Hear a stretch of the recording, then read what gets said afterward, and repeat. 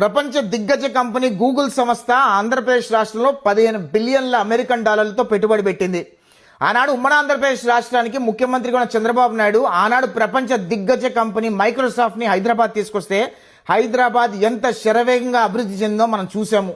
ఈ రోజు విడిపోయిన తెలంగాణ రాష్ట్రానికి హైదరాబాద్ ఎంత రెవెన్యూ జనరేట్ చేస్తుందో కూడా మనకు తెలిసిన విషయమే. మళ్ళీ ఈనాడు విడిపోయిన ఆంధ్రప్రదేశ్ రాష్ట్రానికి ముఖ్యమంత్రి చంద్రబాబు నాయుడు గారి ఆధ్వర్యంలో ఐటీ శాఖ మంత్రి నారా లోకేష్ గారు ప్రపంచ దిగ్గజ కంపెనీ గూగుల్ సంస్థని ఆంధ్రప్రదేశ్ రాష్ట్రానికి తీసుకొచ్చి 15 బిలియన్ల అమెరికన్ యూఎస్ డాలర్లతో పెట్టుబడి పెట్టించారు అంటే ఆంధ్రప్రదేశ్ రాష్ట్ర అభివృద్ధి రూపురేఖలు ఏ రకంగా మారబోతున్నాయో మన కళ్ళకు కట్టినట్టుగా 15 సంవత్సరాల్లో చూడొచ్చు.